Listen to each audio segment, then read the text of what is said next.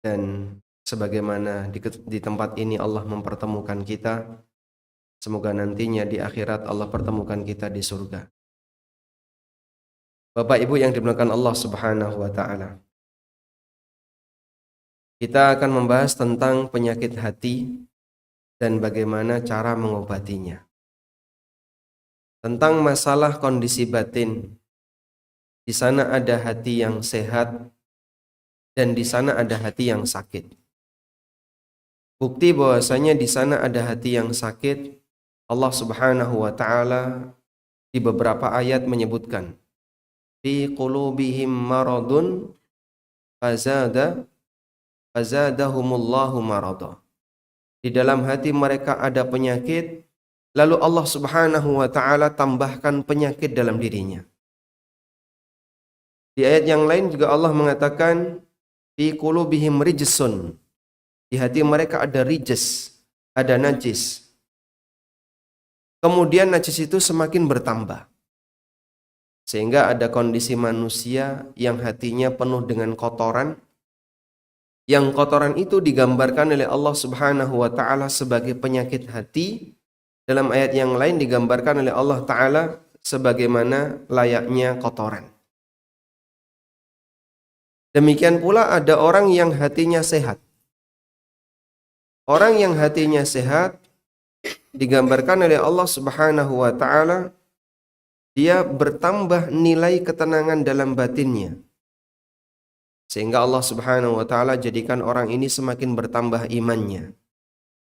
Contohnya firman Allah taala, "Huwallazi anzala as-sakinata fi qulubil mu'minin liyazdadu imanan ma'a imanihim." Dialah zat yang menurunkan as-sakinah, ketenangan, fi qulubil mu'minin, di hati hamba-hambanya yang beriman. Liyazdadu imanan ma'a imanihim, untuk semakin bertambah iman mereka, ma'a imanihim, di samping iman yang ada pada dirinya.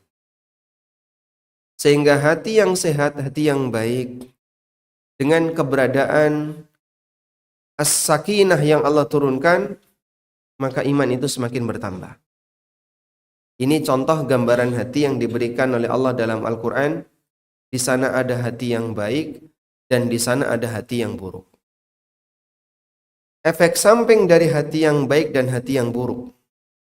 Apabila orang itu memiliki hati yang baik, maka ketika diberi sesuatu yang rasanya nikmat bagi hati, yang disebut oleh para ulama sebagai nutrisi bagi batin. Apa itu Pak bentuknya? Ilmu. Maka dia bisa menerima dengan baik. Sebaliknya bagi orang yang punya penyakit dalam hati, ketika dia diberi ilmu, hati itu menolak. Ibaratnya kata sengatan Bapak Ibu. Orang itu kalau sehat, makanan akan terasa nikmat dan bisa dirasakan sesuai dengan rasanya. Sing gurih rasane gurih, sing legi rasane legi, sing manis rasane manis, asin rasam asin. Kenapa? Karena piyambake sehat. Tapi nek wonten tiyang niku sakit, napa mawon rasane napa? Pahit. Dikasih soto rasane pahit, dikasih sate nggih pahit, siti tambah pahit. Sebab manusia ketika dalam kondisi sakit, walaupun itu lezat, maka terasa pahit. Itulah kondisi badan hamba. Sehingga seorang hamba yang dalam keadaan sakit, nikmat tidak terasa nikmat. Sesuatu yang lezat tidak terasa lezat. Demikian pula batin seorang hamba yang sakit, sesuatu yang seharusnya itu nikmat tidak bisa dirasakan sebagai kenikmatan. Iman itu kata Nabi SAW punya aroma lezat. Sebagaimana yang pernah disabdakan oleh Rasulullah SAW, "Dzaqa ta'mal iman." Seseorang bisa merasakan lezatnya iman. Dalam hadis yang lain, "Thalathun man kana fihi wajada bihinna halawatal iman." Ada 3 hal di mana ketika ada pada diri seseorang, dia bisa mendapatkan lezatnya iman. Sehingga iman digambarkan oleh Rasulullah SAW sebagai sesuatu yang lezat. Tapi ini berlaku bagi mereka yang hatinya sehat. Tapi bagi orang yang hatinya tidak sehat, orang yang hatinya sakit, sesuatu yang lezat justru terkadang jadi berat. Nun sewu, salat niku nikmat boten, Pak? Jenengan nalikane nglakoni salat, itu merasakan nikmat atau merasakan siksa? Kadang ada sebagian orang yang salat ora betah. Wonten, Pak? Nalikane salat tarawih, baru takbiratul ihram, sing dipikir kapan salam salat witir. Sehingga dalam pikiran dia kapan selesai, kapan keluar dari ibadah salat ini. Sehingga ada sebagian orang yang ketika ngelakoni ibadah, dia tidak bisa menikmatinya. Bahkan seperti rasanya tersiksa. Padahal Nabi SAW, salat itu tempat beliau untuk merasakan kenikmatan batin. Nabi SAW pernah mengatakan, wa ju'ilat qurratu aini fis shalah. Dijadikan ketenangan hatiku itu ada dalam salat. Sehingga beliau ketika punya masalah, pelarian yang beliau gunakan adalah menghadap Allah dengan melaksanakan salat.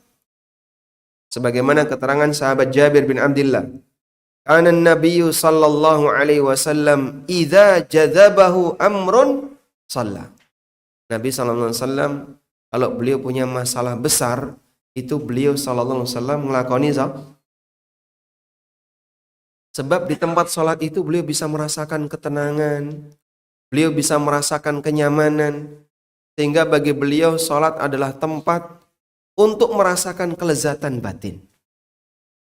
Ibarat kita ya, kalau orang lagi suntuk, lagi punya masalah, biasanya larinya kemana?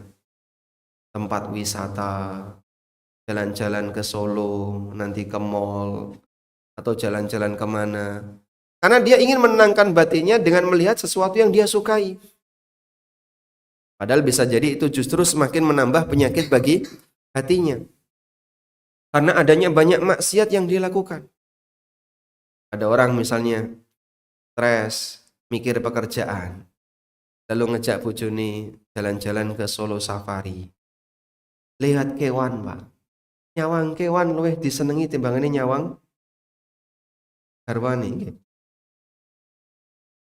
Sehingga kadang dia lihat gajah, dia lihat macan, dia lihat binatang, dia merasakan kesenangan. Itulah manusia dalam kondisi biasa. Ketika aktivitas batinnya itu tidak dikendalikan dengan rasa cinta kepada Allah, maka dia senang dan sukanya lebih diwarnai oleh hawa nafsu. Tapi berbeda dengan mereka yang batinnya dipenuhi dengan rasa cinta kepada Allah. Ketenangannya diletakkan pada ibadah. Nabi SAW bisa merasakan ketenangan ketika kapan? Beliau sedang melaksanakan salat. Makanya pada waktu beliau punya masalah, karena Nabi SAW idza jadzabahu amrun shalla. Kalau beliau punya masalah, maka yang beliau lakukan bukan jalan-jalan, Pak. Salat. Dengan kedekatan kepada Allah itulah ala bidzikrillah tatmainnul qulub. Dengan zikrullah, maka batin seorang hamba akan bisa menjadi tenang. Ini contoh gambaran hati yang sehat. Sehingga ibadah yang itu sesuatu yang lezat, ketaatan sebagai sesuatu yang nikmat, termasuk iman sebagai sesuatu yang menyenangkan, dia bisa rasakan rasa manisnya, dia bisa merasakan kelezatannya. Nah, yang kayak gini hanya bisa terjadi bagi mereka yang hatinya sehat. Tapi kalau ada orang yang hatinya sakit, ibarat orang yang punya badan yang sakit, diparingi panganan sing enak, rasane pahit. Dijak sholat, berat. Nek wis mlebu bulan Ramadan, kapan bodo? Itu baru masuk tanggal 1 Ramadan. Sing dipikir kapan? Bodo. Nyun sewu nggih. Biasanya persiapan masyarakat itu lebih banyak persiapan bodo atau persiapan poso. Yang dipersiapkan yang mana, Pak? Persiapan bodo. Sehingga orang nyambut gawe, ya apa tau tabungan gue persiapan bodo. Sing dipikir niku bodo, Pak. Yang dipikir adalah bagaimana bisa berhari raya. Sehingga pada waktu masuk bulan Ramadan pertama, kadang dia sudah memikirkan kapan hari raya. Itulah kondisi kita. Baik, selanjutnya apa yang menyebabkan batin itu bisa menjadi sakit? Bapak Ibu yang dimuliakan Allah Subhanahu wa taala. Allah memberikan ujian fisik kepada hamba. Demikian pula Allah juga memberikan ujian batin kepada para hamba. Ujian fisik rupanya apa, Pak? Ujian fisik ada yang bentuknya sakit, ada yang bentuknya kecelakaan, ada yang bentuknya dikurangi sebagian hartanya, ada yang bentuknya dikurangi salah satu anggota keluarganya. Sebagaimana yang Allah firmankan dalam Al-Quran, وَلَنَبْلُوَنَّكُمْ بِشَيْءٍ مِّنَ الْخَوْفِ وَالْجُوعِ وَنَقْسٍ مِّنَ الْأَمْوَالِ وَالْأَنْفُسِ وَالثَّمَرَاتِ. Sungguh kami akan memberikan ujian kepada kalian dengan diberi rasa takut, dengan diberi rasa lapar. Sehingga ada orang yang mengalami situasi ketakutan sampai dia tidak bisa melakukan aktivitas apapun. Contohnya apa, Pak? Saudara-saudara kita yang ada di Palestina. Mereka dalam situasi perang, mereka mengungsi di tempat yang lain dalam keadaan tidak bisa mendapatkan keamanan. Sehingga waktu beraktivitas nggak bisa, mereka hanya bisa berdiam di satu tempat tertentu. Karena rasa aman dicabut oleh Allah Subhanahu wa taala. Kita saja jamaah, kalau berada di masjid ini, kalau kemudian di samping kanan kiri ada banyak sekali tembak dan bedil, kira-kira jenengan bisa tenang nggak? Mungkin nggak tenang. Jangan-jangan nanti ada bom yang meledak, jangan-jangan nanti ada senjata yang mengenai kita. Makanya rasa aman itu nikmat yang luar biasa. Allah kasih ujian bagi para hamba dengan Allah cabut sebagian rasa aman. Kemudian ada juga orang yang mengalami kelaparan. Dalam posisi ketika dia nggak duit, nggak punya harta, sampai menyebabkan dia itu kesulitan untuk mendapatkan makanan. Alhamdulillah, Sragen termasuk lumbung padi.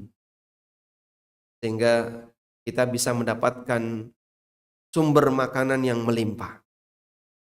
Dulu mungkin Bapak Ibu masih mengenang ya, yang ketemu dengan zaman Jepang, ketemu dengan zaman PKI, panganan larang, tur susah. Banyak orang yang mengalami suasana kelaparan. Yang nyom-nom nggih mung entuk ceritane tidak pernah mengalami. Baik. Demikian pula ujian-ujian yang lain. Allah Subhanahu wa taala memberikan ujian bagi hamba berupa ujian fisik. Ada juga ujian yang berupa batin.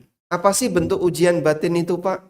Ujian batin adalah hamba itu diuji dengan adanya yang disebut dengan fitnah. Fitnah syubhat dan fitnah syahwat. Fitnah ini bisa menyebabkan orang itu jadi tidak istiqomah untuk menjadi mukmin yang baik. Rupanya apa nih kau? Fitnah mana Pak? Syubhat. Yang setunggalin apa Pak? Syahwat. Apa tadi? Ada fitnah syubhat, fitnah syahwat. Mulai.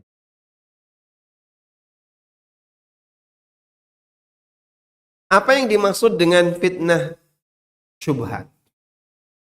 Fitnah syubhat adalah penyimpangan dalam beragama. Baik penyimpangan dalam masalah akidah, penyimpangan dalam masalah cara ibadah, maupun penyimpangan dalam masalah prinsip yang lainnya. Contoh penyimpangan dalam masalah akidah.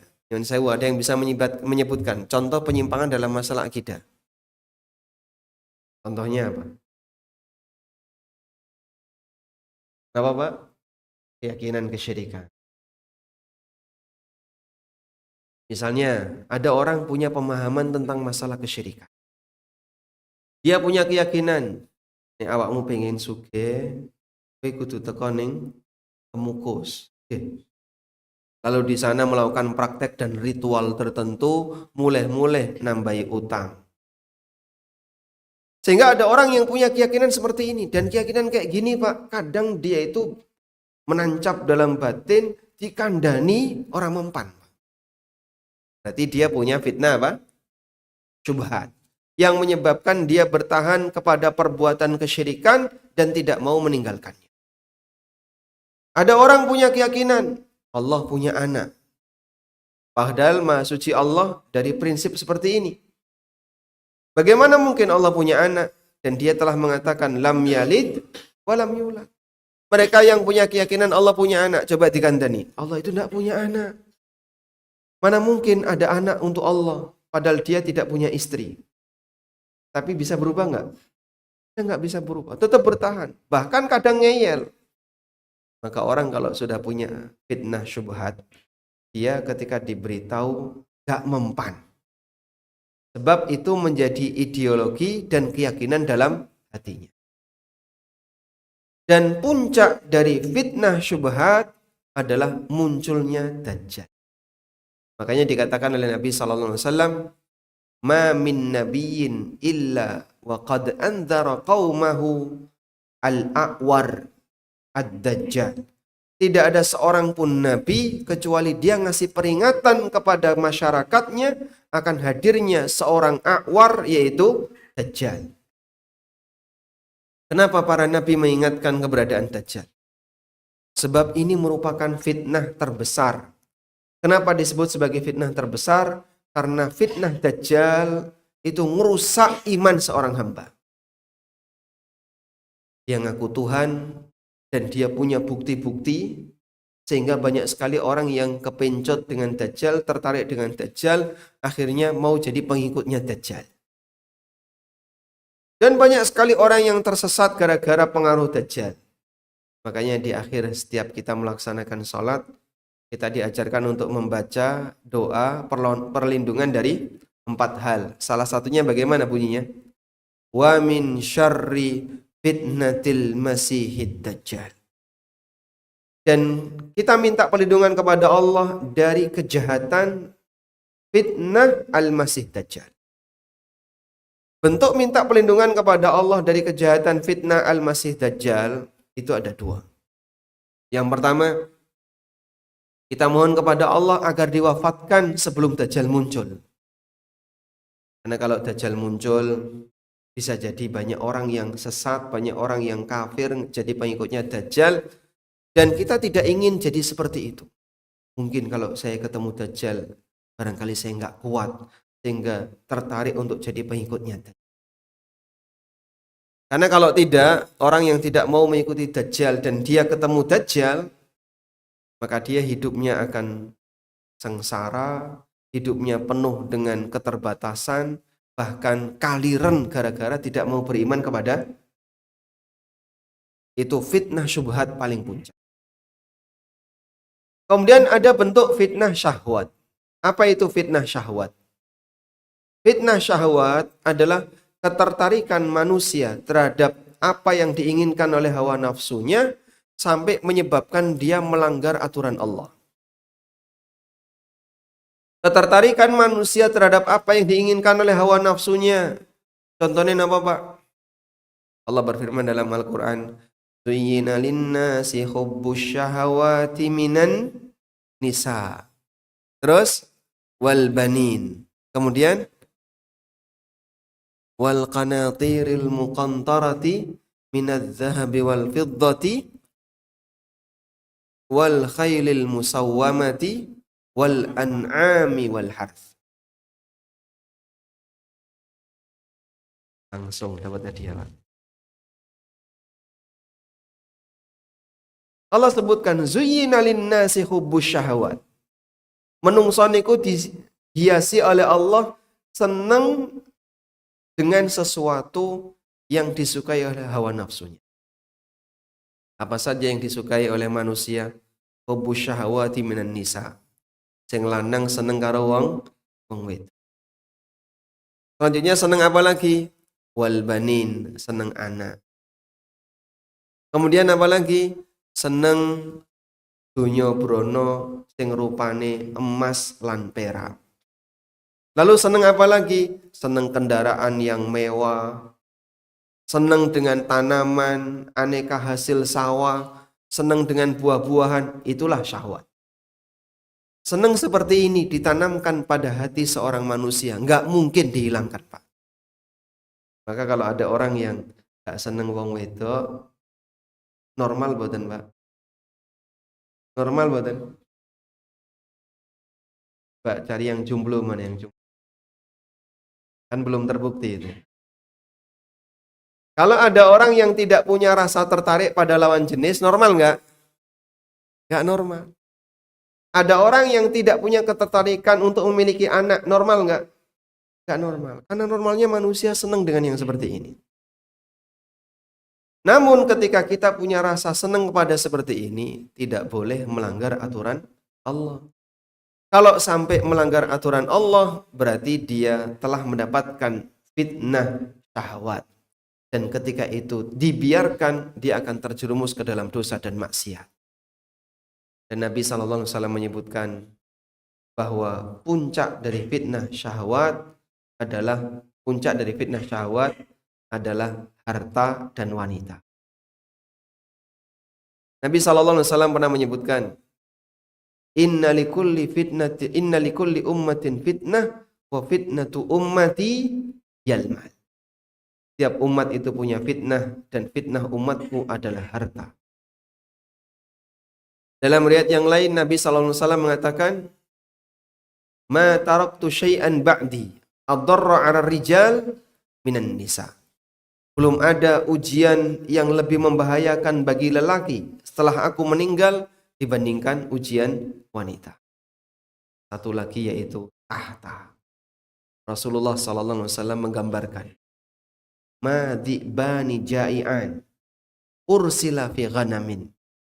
Apabila ada dua serigala yang lapar, yang dilepas di tengah kerumunan kambing, bi afsada min tama'i ahadikum, lebih merusak dibandingkan kesenangan kalian dan tamaknya kalian terhadap jabatan dan riasah, keinginan untuk menjadi atasan. Orang kalau sudah ingin jabatan, merusak agamanya sebagaimana layaknya serigala yang dilepas di kerumunan kambing, merusak kambing itu. Mungkin ada yang nyokot kupinge, ono sing nyokot wetenge kambing, ada yang nyakar bagian mana, sehingga banyak sekali kambing yang mati dan kambing yang terluka. Disebabkan karena dua serigala lapar yang dilepas. Kata Nabi SAW, keinginan seorang hamba untuk mendapatkan posisi dan kepemimpinan lebih merusak agamanya dibandingkan kondisi serigala yang seperti ini. Ini contoh gambaran fitnah syahwat. Sehingga sering disebut dengan orang tahta, harta, tahta, wanita.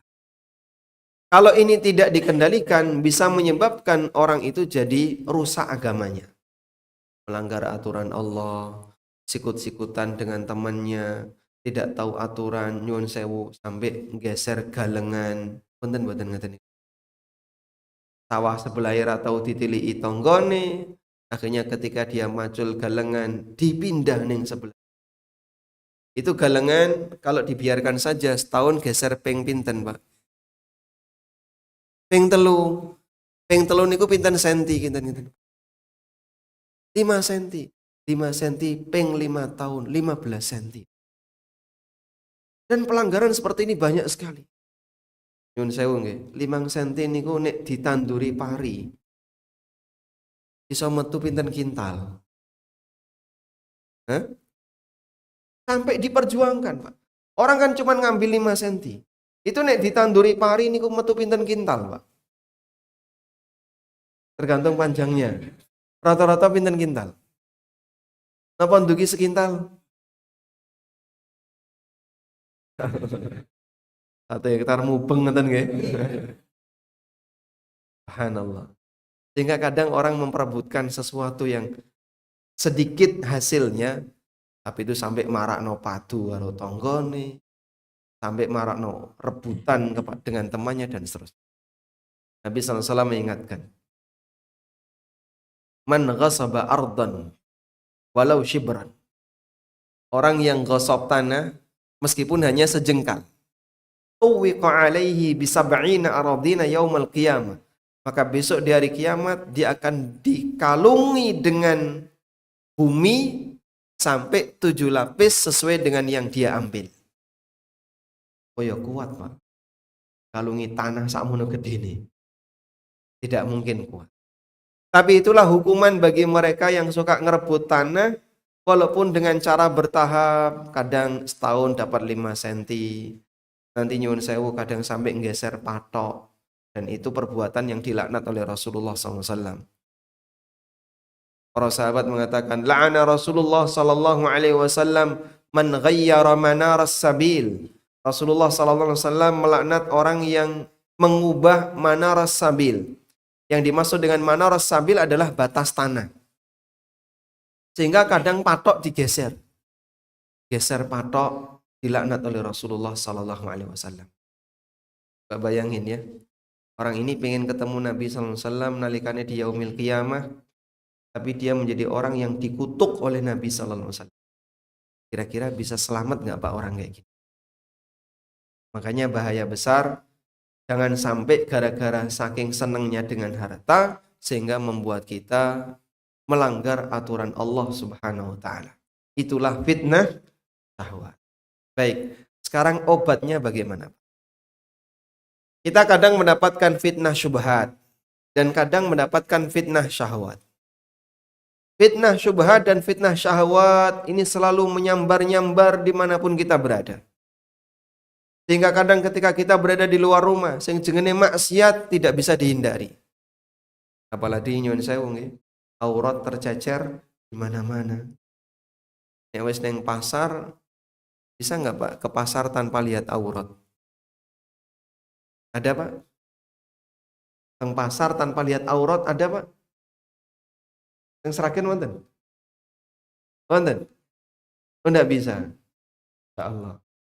Sehingga seorang hamba selalu diuji oleh Allah dengan aneka ujian seperti ini. Untuk membuktikan siapakah di antara mereka yang komitmen dengan aturan. Sehingga dia selalu menjaga diri. Saya nggak mau ini. Kenapa? Ini durhaka kepada Tuhanku. Ini maksiat, ini nggak boleh. Berarti dia menjaga diri. Tapi terkadang ada orang yang terjerumus ke dalamnya sehingga itu membuat penyakit dalam hatinya.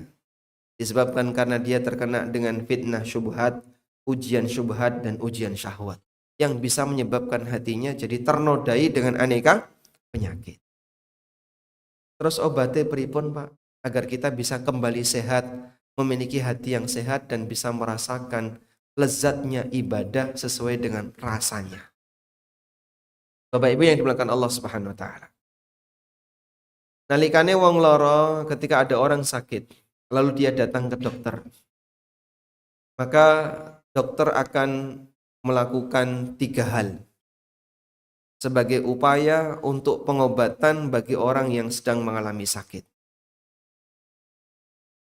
Yang pertama, dokter akan melakukan tindakan yang disebut dengan himayatul quwwah, menjaga kekuatan.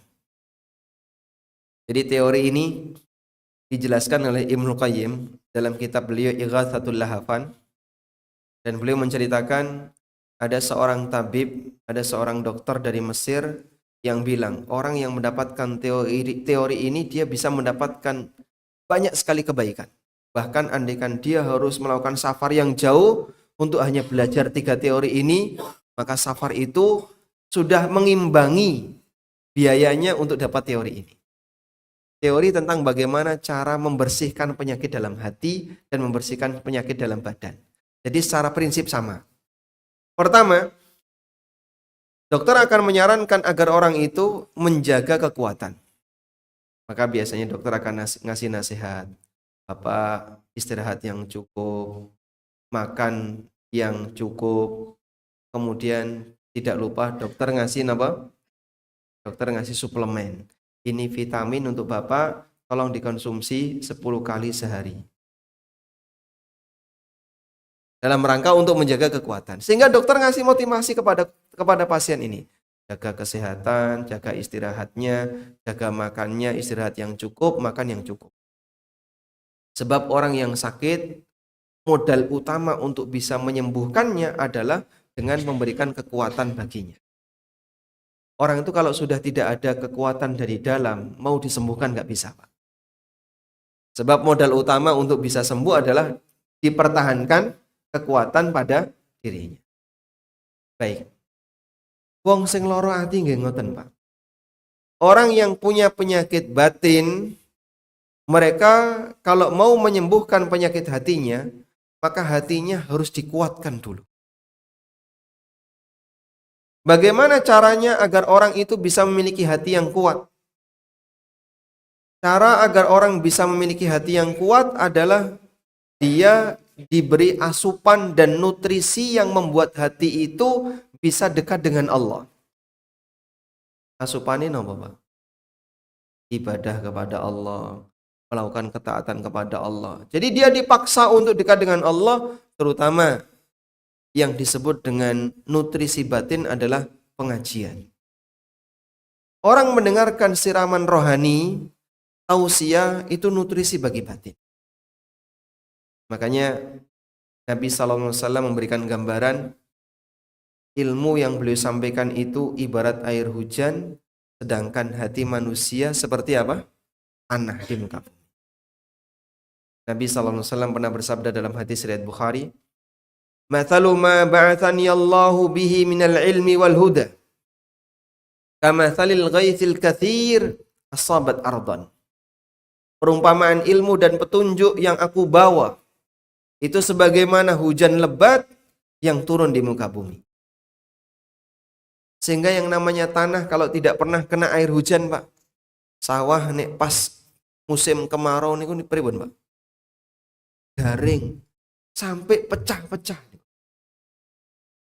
Sehingga kadang dilewati saja itu bisa berbahaya. Karena dia tidak pernah terkena dengan air. Begitu hujan turun, Masya Allah. Yang awalnya kering kerontang, tiba-tiba langsung tumbuh. Yang pertama kali tumbuh apa, Pak? Langsung hijau, lumut, tumbuh, suket tumbuh, dan seterusnya. Sehingga manusia bisa memanfaatkan hasilnya karena sawah ini dikasih dengan hujan. Kasih air. Maka orang kalau pingin hatinya subur, pingin hatinya dapat nutrisi, dia harus ngajak hatinya untuk apa? Ngrungokno, dengarkan itu ilmu. Datangi majelis ilmu. Sehingga kalaupun kaum muslimin dia tidak punya kesempatan untuk datang di majelis ilmu saking sibuknya. Mulai dari hari Sabtu sampai hari Kamis nyambut gawe. Jumat libur, datang ke Jumatan. Walaupun dia tidak bisa ikut kajian, minimal sehari sepekan dia mendengarkan tausiah yang disampaikan oleh khatib. Lho kok yang ini kok ditinggal turu. Kajian wis ra tau, teko Jumatan telat, lungguh ning jero masjid karena adem, merem. Oke, ngoten niku, Pak. Lah kalau orang seperti ini sampai kapan dia bisa mendapatkan nutrisi bagi batin? Ditinggalkan semua. Kon lunga ngaji gak gelem, kon ngrungokno pengajian ning radio luwih seneng ngrungokno hiburan musik, luwih seneng ngrungokno dangdut. Ketika Jumatan tekone telat, bar mlebu masjid lungguh merem, sehingga sama sekali dia itu membuntu hatinya, dia menahan hatinya untuk bisa mendapatkan nutrisi bagi batin. Orang kalau sudah dalam kondisi semacam ini, maka hatinya tidak akan bisa sehat. Karena kekuatannya nggak ada. Karena itu tadi kita sebutkan, orang kalau dapat as-sakinah, maka imannya akan bertambah. Allah Subhanahu wa taala berfirman, "Huwallazi anzala as-sakinata fi qulubil mu'minin." Dialah zat yang menurunkan as-sakinah di hati orang-orang yang beriman. Liyazdadu imanan ma'a imanihim, agar bertambah iman mereka di samping iman yang sudah ada dalam hatinya. Terus di mana, Pak, kita bisa mendapatkan sakinah yang turun itu? Di mana kita bisa dapat sakinah? Golek sakinah teng pundi, Pak? Teng pasar, majelis ilmu. Masya Allah, dapat hadiah. Kita bisa mendapatkan as-sakinah di mana? Di majelis ilmu. Nabi SAW pernah bersabda, "Majtama'a qaumun fi baitin min buyutillah, yatluna kitaballah wa yatadarasunahu bainahum, illa nazalat alaihimus sakinah." Apabila ada orang yang berkumpul di salah satu rumah Allah alias masjid, kemudian mereka mempelajari kitabullah, mempelajari isi Al-Quran dan hadis Nabi SAW, illa nazalat alaihimus sakinah, maka akan turun as-sakinah dalam diri. Dengan modal as-sakinah itulah iman seorang hamba akan bisa menjadi hati itu akan bertahan nutrisinya sehingga dia bisa lebih sehat. Makanya di majelis ilmu yang ketika ada as-sakinah itu artinya apa, Pak? Tenang. Sehingga di majelis ilmu orang bisa mendapatkan ketenangan, rasanya adem, ayem, merem. Ada yang merem nggak coba? Ini itu efek dari apa? Ketenangan. Saking tenangnya didongengi terus menang merem. Memang Pak, perjuangan untuk bisa datang sholat subuh itu berat ya. Satu kampung berapa kakak? Satu kampung ini berapa kakak? 114 kakak. Yang tangi subuh berapa kakak? 120 kakak, Masya Allah. Subhanallah. Andaikan seluruh kakak itu semuanya bangun subuh datang ke masjid, Pak, maka suasana sholat subuh seperti Jumatan. Tapi yang terjadi ketika sholat subuh, andaikan tidak ada pengajian, berapa shaf biasanya? 2 shaf. Insya Allah. Sehingga yang datang cuma 20 orang, 30 orang, masih banyak yang tidak datang. Mereka yang berjuang, bangun di waktu pagi, meninggalkan kasurnya, padahal masih ngantuk, berangkat ke masjid, terus turun yang masjid. Pas pengajian dilanjut lagi, merem-merem katanya. Baik. Jadi itulah pengaruh dari as-sakinah. Dengan adanya as-sakinah, iman seorang hamba akan naik dan bertambah. Karena itu dulu sahabat Mu'ad bin Jabal, ketika beliau ngundang orang untuk kumpul di majelis ilmu, ajak masyarakat untuk ngrungokna pengajian, Mu'ad itu memanggil dengan mengatakan, "Halumma nu'minu sa'atan." Mari kita ngecas iman sesaat. Mari kita ngecas iman sesaat. Sehingga ngajak orang untuk ikut ngaji itu, mari kita ngecas iman sesaat. Halumma nu'minu sa'atan. Mari kita ngecas iman sesaat. Sebab ngaji itu sama dengan meningkatkan Jadi jangan duduk di majelis ilmu yang betul-betul majelis ilmu, Pak, bukan majelis guyon. Ketika jenengan duduk di majelis ilmu mendengarkan tausiah, rasanya iman itu tambah yakin, tambah seneng, tambah sregep dan seterusnya. Itu bukti bahwasanya imannya baik.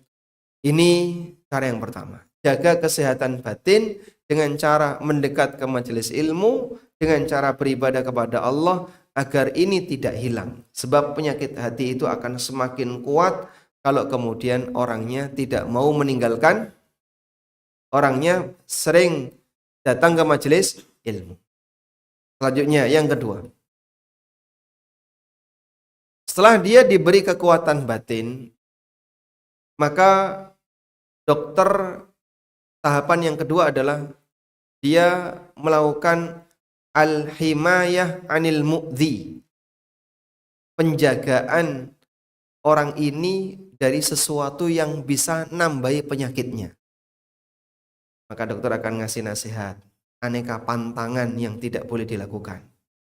Nyun sewu nggih, nyakite Bapak, ini ada beberapa pantangan. Napa mawon Pak Dokter? Nomor 1, tidak boleh makan nasi. 2, tidak boleh minum teh manis. 3, tidak boleh minum kopi, sayur-sayuran nggak boleh, buah-buahan nggak boleh.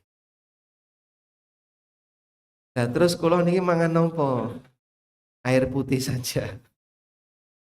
Sehingga Anda akan diberitahu pantangan-pantangannya. Pak, niki kolesterol nggih, Pak. Pantangan, makanan yang tidak boleh 1, 2, 3, 4 disebutkan.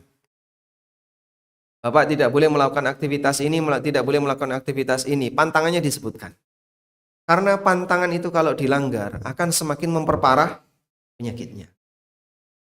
Sehingga orang ketika punya penyakit, maka dokter akan memberitahu apa saja yang harus dihindari. Dalam posisi itu, dokter tidak ingin penyakit sang hamba lebih parah. Penyakit orang ini lebih parah. Demikian pula ketika seseorang punya penyakit batin. Pantangan harus dihindari. Apa Pak? Pantangan penyakit batin, Pak. Pantangan penyakit hati adalah maksiat. Sehingga seorang ulama ketika memberi nasihat kepada orang yang bingung, Pak, kula niki gampang stres.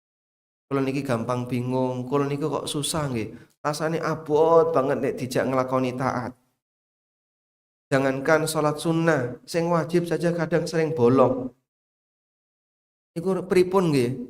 Carane biar saya tuh sebenarnya pingin seperti teman-teman itu loh, bisa datang ke masjid sregep 5 waktu. Tapi kula niki Pak, nek subuh niku angel le tangi turu. Ustadz ini akan menjelaskan pantangan. Selain beliau memberikan arahan agar dia menjaga kekuatan hati, maka sang ustadz akan menyebutkan, Pak, pantangan terbesar kenapa orang itu susah ngelakoni taat adalah sebab dia berbuat maksiat. Nabi SAW pernah mengingatkan, Idza adnabal abdu dzanban. Nalikane seorang hamba itu nglakoni dosa, nukitat fi qalbihi nuktatun sauda, maka akan dititikkan dalam hatinya noda hitam. Fa in istaghfara wa taba, kalau dia istighfar dan bertaubat, sukila qalbuhu, maka hatinya akan dihapus noda-noda hitam tadi.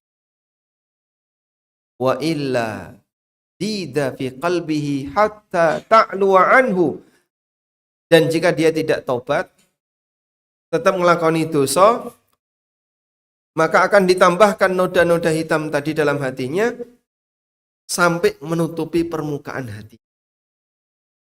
Lalu kata Nabi SAW, fadzalikumur ran, itulah ran yang Allah sebutkan di surat Al-Mutaffifin, kalla bal rana ala qulubihim ma kanu yaksibun. Kenapa mereka sampai menolak kebenaran Al-Quran? Disebabkan adanya ron dalam hatinya karena perbuatan maksiat dan dosa yang dia lakukan. Sehingga orang ketika saking banyaknya terjerumus ke dalam perbuatan dosa, itu sampai wedi mangkat ning masjid. Dia nggak mau. Kuning masjid mau diseneni, Mas. Kenapa kok diseneni? Kok yang dosa? Izin karo koncone. Dia masuk masjid itu dia malu sama teman-temannya.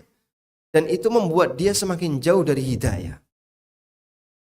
Kadang ada orang yang karena saking banyaknya berbuat maksiat, bertahan dalam perbuatan maksiat, sampai mau datang ke majelis pengajian itu nggak mau dia. Kenapa? Takut nanti tidak ketika mendengarkan tausiah, wah aku tadi ngerti kabeh nek aku ngelakoni banyak dosa. Nyuwun sewu ya. Ada sebagian orang yang dia punya pekerjaan di dunia riba. Itu sampai membuat dia itu nggak mau datang ke majelis ilmu, datang ke pengajian. Kok nek aku teko Mas, sate terus nyinggung riba niku aku mboten kuat loh Mas. Ngrungokno itu ora kuat, Pak. Karena dia banyak melakukan pelanggaran di situ, sehingga sampai dia itu nggak mau untuk mendengarkan karena apa? Khawatir nanti menyinggung masalah pelanggaran yang dia lakukan. Saya itu punya buku nih. Judul bukunya Ada Apa Dengan Riba. Ada ibu-ibu yang bercerita ke temannya, lalu temannya cerita ke saya. Buku ini dibawa oleh ibu ini ke rumahnya, kemudian ditaruh di meja. Dia dibaca oleh suaminya. Itu suaminya pulang, Pak. Nesu bojone, Pak. Nek kowe buka buku iki omamu kobong. Saking takutnya dia untuk membaca isi buku ini, dia minta kepada istrinya buang buku itu. Gak mau dibaca. Dia takut. Padahal saya juga nggak cerita horor di buku ini. Dia takut untuk membacanya. Belakang itu ada salah satu teman yang punya pengalaman ya, Pak Wawan namanya. Ada Pak Wawan ini punya teman yang kerja di dinas perizinan di daerah jauh dari tempat kita, Pak. Jauh dari Sragen pokoknya ya. Dan saya punya buku judulnya Fikih ASN dan Karyawan. Ketika ketemu, karena lama nggak ketemu ya, teman sekolah ketika ketemu kasih hadiah. Iki gawanan buku Fikih ASN. Kamu ASN toh? Iya, gawanan buku ASN. Fikih ASN dan Karyawan. Belum nompo, Pak. Iki monggo sampean maca gratis gawanan, moh gak gelem nompo. Wedi ndelok isine. Kenapa? Dia tahu pelanggaran dia ada di sini. Sehingga dia takut ketika membaca itu, wah jangan-jangan nanti nyinggung masalah ini, masalah ini, masalah ini. Dia takut untuk membacanya. Sehingga peringatan itu seperti bledek yang nyambar hatinya ketakutan sehingga dia menghindar. Allah gambarkan dalam Al-Quran. Au kasayibin, atau seperti hujan yang turun deras sekali. Fihi dhulumatun wa ra'dun wa bar. Yaj'aluna asabi'ahum fi adhanihim. Seperti hujan lebat yang turun. Di situ ada kegelapan, di situ ada petir, di situ ada kilat. Yaj'aluna asabi'ahum fi adhanihim. Dia sumbat telinganya, dia taruh jarinya di telinganya. Kenapa? Takut untuk mendengarkan petir tadi. Ini adalah permisalan yang disebutkan oleh Allah di surat Al-Baqarah. Yang kata Ibnu Qayyim dalam kitab beliau Al-Amthalu fil Quran, beliau menjelaskan seperti itulah Al-Quran yang diturunkan oleh Allah. Bagi orang-orang munafik, Quran itu seperti hujan yang turun deras. Di tengah hujan itu terkadang ada petir, terkadang ada kilat. Bagi orang munafik, ketakutan dia. Mereka takut jangan-jangan ada ayat yang menyinggung tentang kesalahan mereka. Dan Allah sebutkan di surat At-Taubah, yahdharul munafiquna an tunazzala alaihim ayatun. Orang munafik itu ketakutan ketika diturunkan kepada mereka ayat yang menyinggung kesalahan mereka. Itu ibarat petir dan bledek sehingga mereka tutup telinga. Maka manusia kalau dia terjerumus dalam perbuatan maksiat terlalu mendalam, itu sampai menghalangi dirinya untuk mau berbuat baik. Makanya kita kalau ingin selalu sehat, kita kalau ingin bertahan hati ini sehat, hindari yang namanya pantangan bagi batin. Napa niku rupane, Pak? Perbuatan maksiat. Yang ketiga adalah istifragul mawad al-fasidah. Cara orang untuk membersihkan hatinya adalah dengan menghancurkan titik penyakitnya. Dokter ketika mengobati pasien akan dikasih antibiotik. Pak, penyakitnya Bapak ini sebabnya karena ada bakteri. Maka dikasihlah antibiotik. Penyakitnya Bapak ini karena Bapak sedang mengalami radang. Dikasih anti-inflam. Dan aneka obat yang lainnya, karena dokter merusak bagian itu, menghancurkan bagian yang menjadi pusat penyakit. Maka hati yang sakit juga seperti itu.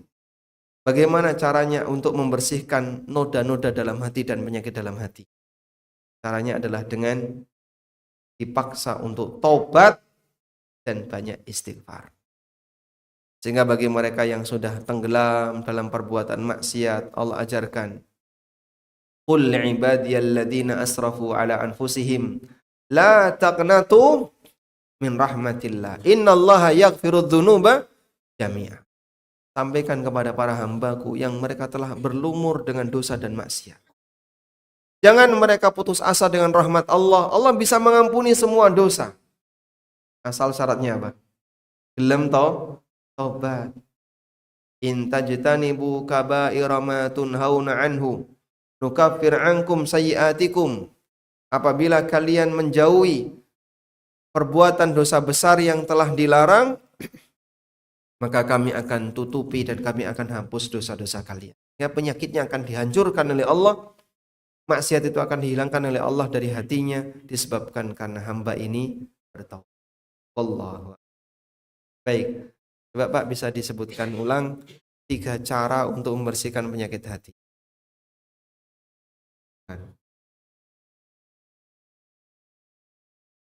Ya, hati.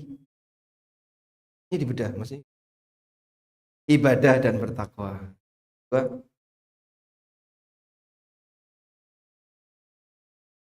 menuntut ilmu, tinggalkan maksiat dan bertobat istighfar. 5 jadinya. Baik, dapat hadiah ya. Nah, ada yang lain? Sebutkan. Nah, monggo nomor 1. Menjaga kekuatan batin. Yang kedua,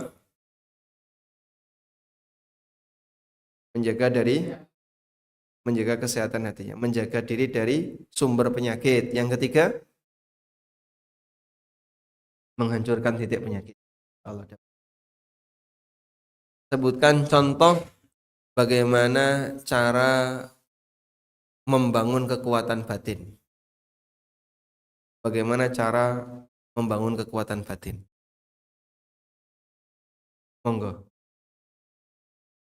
Sering mendatangi majelis ilmu. Kalau dia. Baik, dapat lagi nanti kasihkan sampingnya yang jomblo itu ya. Baik. Di antara Bapak Ibu yang usianya paling senior, usia pinten? Paling senior. Timbai ya pinten? 67. Ada yang 67,5? 67. Di atas 67 wonten? 67 yang paling puncak. Pinten? 62, Masya Allah. Berarti adik angkatan, gitu. Oke, 67 dapat hadiah. Ingkang kagungan putra paling kathah. Yang anaknya paling banyak. Berapa, Mas? 6. 6. Mana? Yang mana? Ilyasar. Siapa namanya? Abu Ilyas. Kamu Abu Ilyas. 7. Insya Allah. Alhamdulillah. Ditambah lagi hadiahnya. Yang mertuanya paling banyak.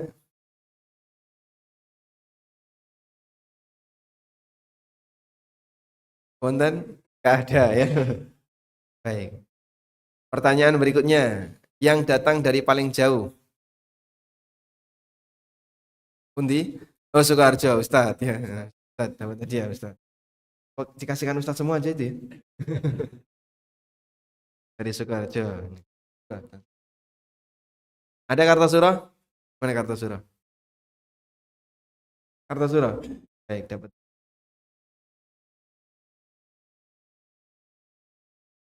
Jogja kasih Mas. Jogja.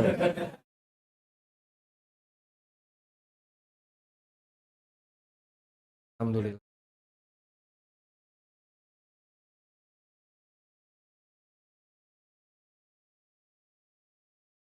Nah, nggih. Baik. Masih banyak. Masih banyak. Baik. Yang engkang kagungan sabin paling wiyar. Sing panene paling kathah sinten teng mriki?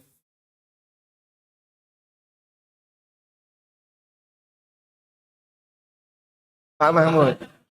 Wonten Pak Mahmud. Ah, Pak Mahmud dapat hadiah. Berarti zakatnya paling banyak ini ya. Alhamdulillah. Nah, masih banyak. Masih ada kitab ya. Pertanyaan berikutnya. Ibu mau jawab? Ibu boleh jawab. Dan sakit nih. Baik. Selanjutnya, yang saudaranya paling banyak. Dure paling kathah. Pinten? 10 bersaudara. Langsung menang itu dah. Berikutnya, yang sepanjang hidupnya tidak pernah punya utang.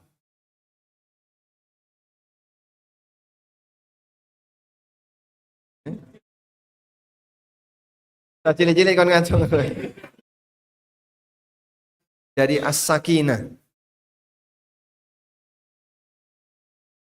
ketenangan. Dapat buku ada orang utang.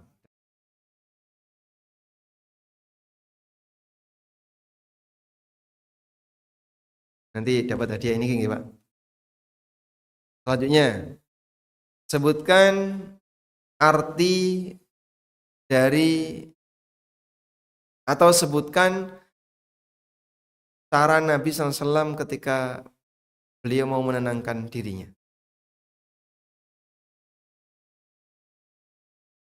Bersolat atau sholat? Sholat. Dalilnya beripun, Pak? Karena Nabi SAW idza jadabahu amrun shalla. Nabi SAW kalau punya masalah beliau Masya Allah. Baik. Ya. Diambil. Selanjutnya. Ketua takmir angkat tangan. Oh Pak Joko. Dapat tadi ini Pak Joko. Pembina takmir. Oh Pak Mahmud. Tadi sudah ya. Oke, berarti sebelahnya dapat hadiah. Sebelahnya Pak Mahmud. Ini untuk Ustadz aja. Baik. Sudah habis? Ini belum ya? Ini hadiah nggak Ustadz? Hadiah utama bukan? Baik, demikian yang bisa kita sampaikan. Semoga menjadi kajian yang bermanfaat. Allahumma manfaat. Masya Allah. Harusnya dapat hadiah tadi. Monggo. Waalaikumsalam warahmatullahi.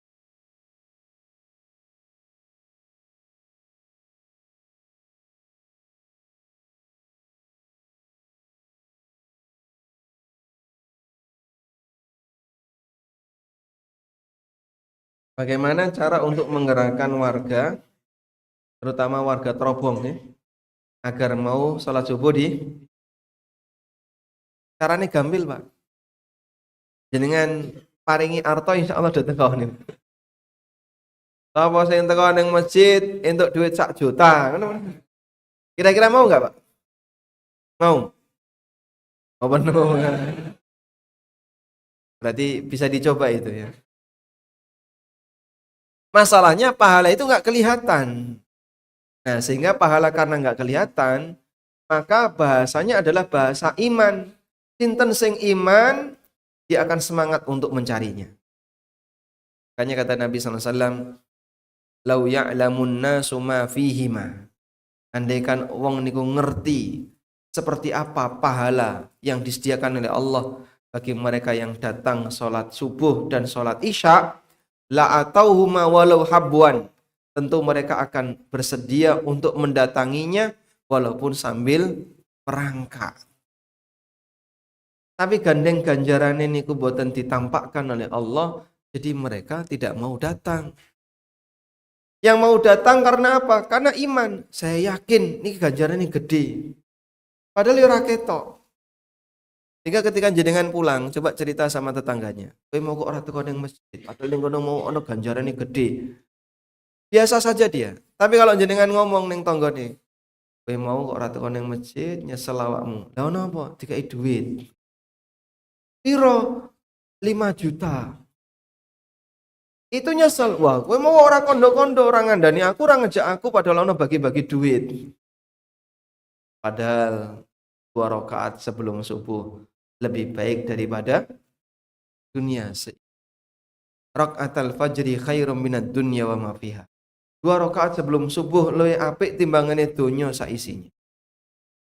Andai kan dia dikasih duit 1 juta dia mau datang.